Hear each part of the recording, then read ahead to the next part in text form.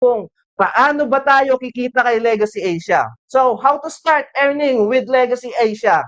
So, welcome po sa ating plans at hope na maunawaan nyo kung paano tumatakbo ang ating plans. First, we have our first plan which is the Econ Plan. Ayan. So, sa Econ Plan, i-explain ko lang po kung paano tumatakbo ito o gumagana ito. Sa Econ Plan po, meron tayong 5 days nakitaan dyan, which is 22% profit po.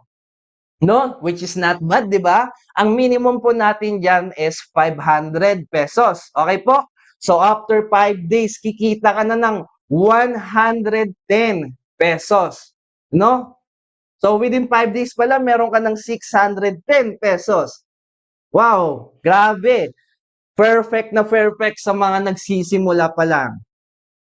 Sa mga gusto pa lang magsimula, ito ang perfect sa inyo na plan, which is the Econ Plan. So what if naman gusto mo ng mas malaking profit? Siyempre, meron tayong mas magandang plan, no? Which is the Interplan.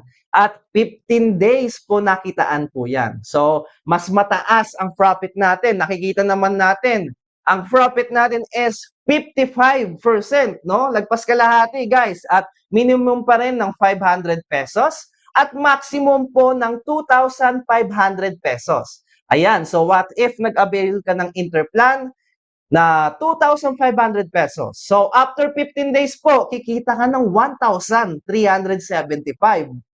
Wow, grabe, di ba?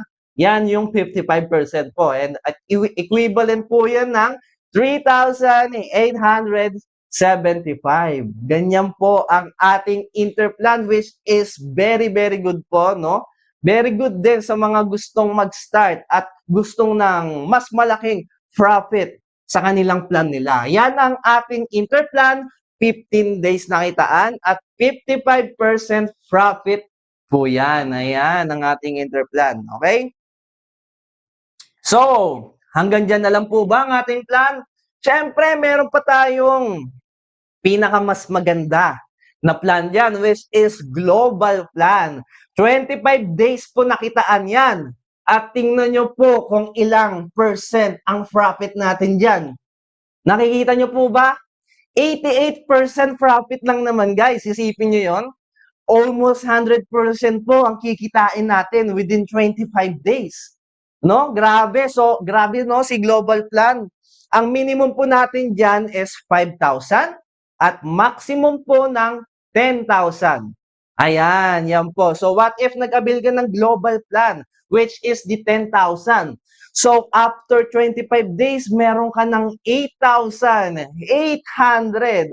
Wow, grabe naman. Grabe, congrats sa mga naka-avail ng Global Plan dyan at naka-receive na ng kanilang payout. Wow, grabe, no? 10,000, kikita ka ng 8,800 within 25 days. Natutulog lang yung pera mo, guys. At after 25 days, meron ka ng 18,800. Grabe. No, grabe ang kitaan kay Legacy Asia at wag po natin sayangin ito. By the way, guys, sa ating global plan, meron po tayong requirements, okay? Hope na maunawaan natin ito. Bago tayo maka-avail ng global plan. Okay, ang ating requirements po is 2 direct requirements and 2 active plans. So, ano po bang ibig sabihin yan, guys? Sa 2 direct requirements po, kailangan natin ng 2 tao. 2 taong in-invite natin. Sa sarili natin, in-invite natin, no? Yan ba yung kaibigan mo, kapamilya mo? Basta, 2 tao na merong active plan kay Legacy Asia. Yan ba yung Econ or Inter? Basta merong active plan sa kanila. Kailangan mong ng 2 taong in-invite na may active plan. Okay? Nakakasunod po. And next requirements natin is 2 active plans. So, sa sarili nyo po, sa end nyo, kailangan meron kang 2 active plans. So, ano po ba yung 2 active plans na yon? Yun ang Econ at Interplan. Okay? Kailangan mong munang matapos yung 2 yon. Okay? At kailangan mo ng 2 invite na may active plan para makapag-avail ka na ng global plan. Grabe, wag nyo sayangin yan. 25 days na kitaan, 88% profit po yan. No? Grabe ang ating global plan. So, yan ang ating mga plans, guys, which is the Econ, Inter, and Global Plan. So, dumako naman po tayo sa ating payout schedule, which is today. Again, congrats sa mga nakakuha ng kanilang payout. No? Congratulations po sa inyong lahat. And again, i-explain ko po kung paano po ba ang ating payout schedule.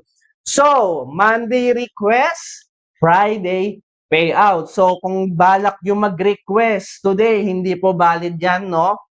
Makakapag-request na po kayo sa Monday. Next Monday po, ha? Yan. Kailangan nyo mag-request ng Monday only, Monday lang po, para makapag-request ka din ng payout sa Friday.